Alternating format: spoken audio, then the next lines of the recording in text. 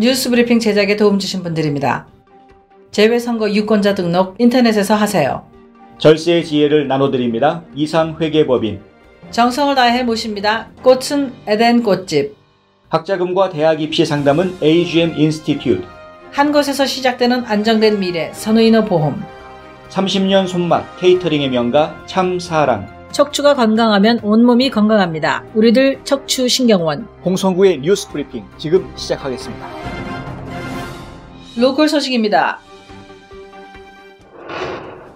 14개 시민단체들과 5명의 조지아주 상하원 의원들은 지난 3일 낮 주청사 앞 자유광장에서 최근 트럼프 행정부가 입국 금지 대상국에 무슬림 국가들을 대거 추가한 것에 대해 강력히 항의했습니다. 트럼프 대통령이 지난주 금요일 무슬림 입국 거부 국가 명단에 버마, 에리트레아, 키르기스탄, 나이지리아, 수단, 탄자니아 등의 국가들을 추가하는 선언문에 서명한 데 따른 것입니다. 이보다 앞서 대통령은 지난 2017년 1월 27일 행정명령 13,769호를 발령했는데요. 당시 이란, 시리아, 리비아, 베네수엘라, 북한, 예멘, 소말리아 등이 여행금지국으로 지정됐고 지금도 이 국가들에 대한 여행중지 명령이 유지되고 있는 상태입니다. 시민단체들은 이러한 정책을 반이민 및 인종차별주의 정책이라고 규정하고 가족들과 커뮤니티를 분열시키는 한편 백인 우월주의의 민낯을 보여주고 있다면서 지속적으로 여행금지 행정명령에 대해 투쟁할 것이며 나아가 의회에서 금지 반대 법안을 만들겠다고 주장했습니다.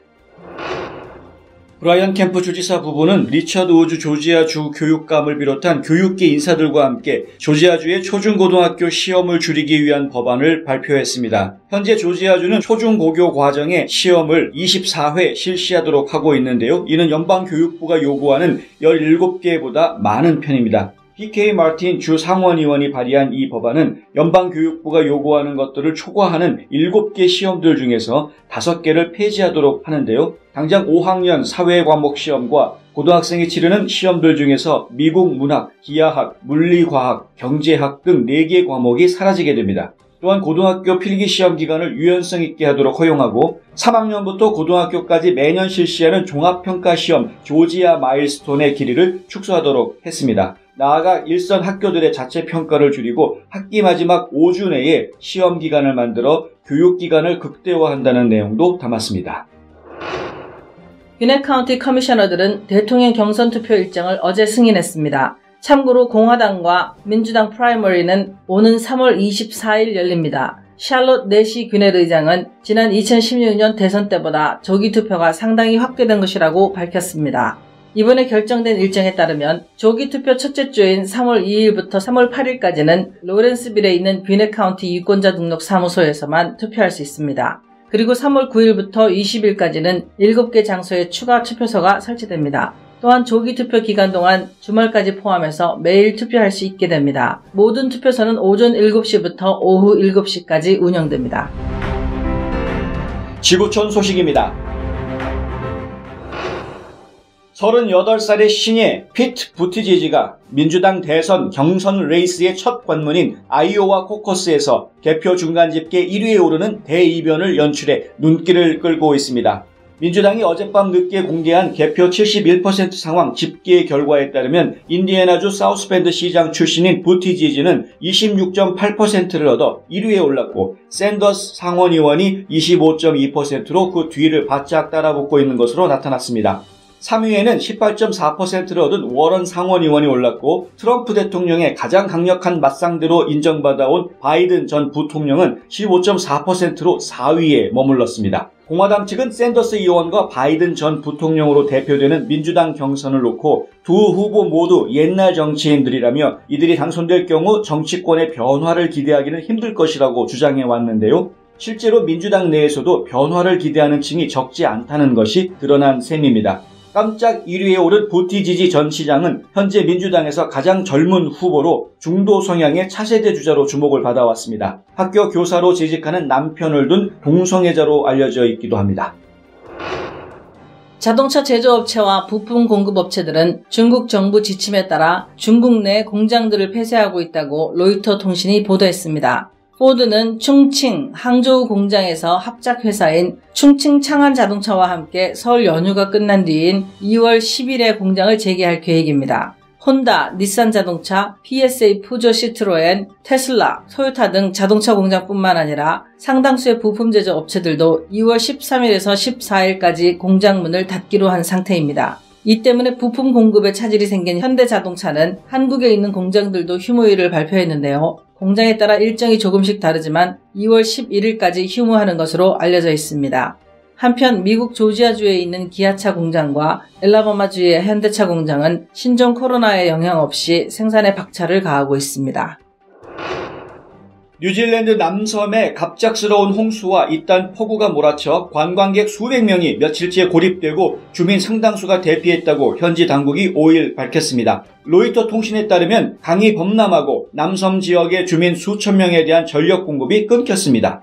이에 지역 민방위대는 비상사태를 선포하고 저지대 주민들에게 즉각 대피할 것을 권고했습니다. 해당 지역은 뉴질랜드의 대표적인 관광지 중 한 곳인데요. 이번 홍수로 농토도 많이 침수되고 주 고속도로도 폐쇄됐습니다. 연합뉴스는 다행히 한인 관광객이나 동포 중에 홍수로 고립된 사람은 없다고 보도했습니다. 한국 소식입니다. 서울시 교육청은 신종 코로나 확진자가 방문한 서울 중랑구와 성북구 관내 유치원과 초중고교 42개 학교들에 대해 휴업 명령을 내렸습니다. 교육청이 휴교령을 명령하기는 이번이 처음이라고 한국 언론들이 일제히 보도했는데요. 서울시 교육청은 이번에 휴업 명령을 내린 지역이 신종 코로나 확진자가 거주하거나 이동 또는 체류한 곳이라고 설명했습니다.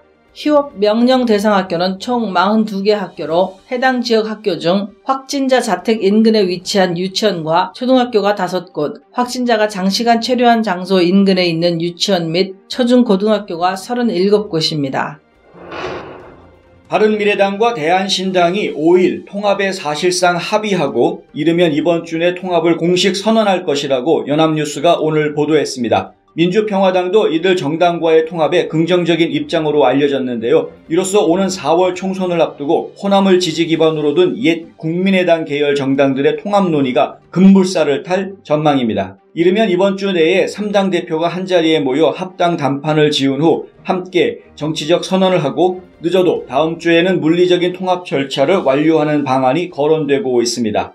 하지만 연합뉴스는 호남 지역에서 문재인 대통령과 여당인 더불어민주당이 각종 여론조사에서 지지도가 압도적으로 우세한 상황이어서 이들이 총선에서 의미 있는 성과를 낼 수 있을지 미지수라고 전했습니다. 카톡으로 주식 거래를 할 수 있게 됩니다. 금융위원회는 오늘 정례 회의에서 바로 투자증권을 인수한 카카오페이의 대주주 변경 승인 신청을 승인했습니다. 대주주 변경 승인을 요청한 지 10개월 만입니다. 카카오의 증권업 진출이 확정됨에 따라 향후 인터넷 전문은행인 카카오뱅크 사례처럼 증권업계에도 매기 효과가 나타날지 주목되는데요. 지난 2017년 7월 영업을 시작한 카카오뱅크가 상대적으로 좋은 금리를 제공하는 상품들을 선보이며 실적을 올리자 이에 자극받은 시중은행들이 결국 금리 조정에 나섰는데 이런 효과가 증권계에서도 있을지 기대된다는 것입니다. 증권업계 안팎에는 카카오가 강력한 IT 모바일 플랫폼을 기반으로 기존 증권사들이 선보이지 못한 새로운 서비스를 내놓을 것으로 기대하고 있습니다. 2020년 2월 5일 홍성구의 뉴스 브리핑은 여기까지입니다. 시청해주셔서 감사합니다.